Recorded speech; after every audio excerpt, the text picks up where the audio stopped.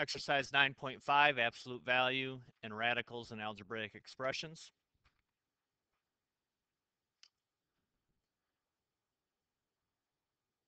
Definition of absolute value. The absolute value of x is simply equal to x if x is greater than or equal to 0.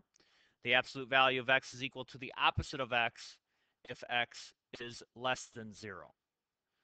Complicated, or looks like a complicated definition, but if you break this down, if x is greater than or equal to 0, that means x is positive. So if I have the absolute value of something like 3, well, that's simply equal to 3 is really all that is saying. Over here, if x is less than 0, that means x is negative, then the absolute value is equal to the opposite of whatever we have inside. The opposite of negative 3 is 3. So a complicated definition for something that you already understand. You know when you take the absolute value of something, you simply get the number without any sign. Therefore, the absolute value of x is the same as the absolute value of negative x.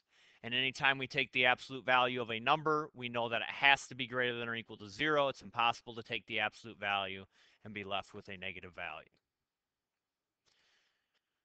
Inside absolute value symbols, subtraction is commutative, meaning it doesn't matter the order.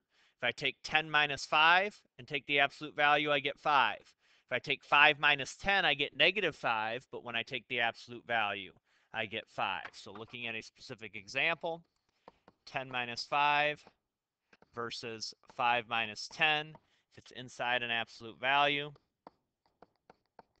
it does not matter. Either way, we're going to get 5.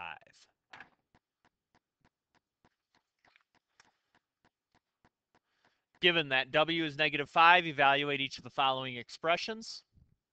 What you need to be careful of is where is the negative sign? Is the negative sign outside the absolute value or inside? Remember, absolute value symbols act as parentheses. They are grouping symbols, so I have to do what's inside the absolute value first. Absolute value of negative 5 is just 5. Then I apply the negative on the outside, and that solution is negative 5. Absolute value of w squared. That's negative 5. Absolute value squared. Absolute value of negative 5 is 5. And 5 squared is 25.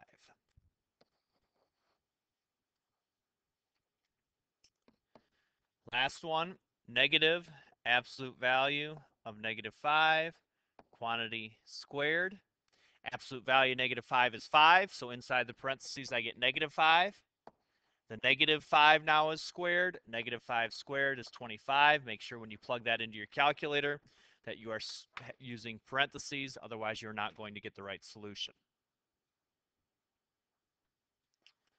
Last one here, just applying a bunch of properties now that we've talked about in the past couple of weeks. We want to verify that these two expressions are equal to one another. So I'm just going to work down one side of the equation here and show that I can simplify that one side to equal what we have on the right side. First thing I'm going to do is I'm going to take these and I'm going to separate these two fractions. In other words, 3 root x over x plus root x cubed over x are our two original fractions that we've combined here. So 3 root x over x plus the square root of x cubed over x. All I've done is separate the fractions. I'm going to go from fractional form, or I'm sorry, radical form into fractional exponents. X, or square root of x, is the same as x to the 1/2 power. Remember, the index becomes the denominator. Index, if it is not given, is 2. So that's how we get x to the 1/2. Index on the second one is 2. Move that to the denominator, and we get x to the 3/2 over x. Simplify. 3x to the 1/2 over x. X to the 1/2 over x to the first. I have more x's in the bottom. How many more? 1/2 of one more. Or remember, you can subtract exponents and think of it that way as well. Here I have 3/2 x's in the top, 1 in the bottom. I'm left with an extra 1/2 of 1 up top. And now I'm simply going to go back to radical form. X to the 1/2 power is root x. X to the 1/2 power here is root x. And that is what we needed to show that it was equal to.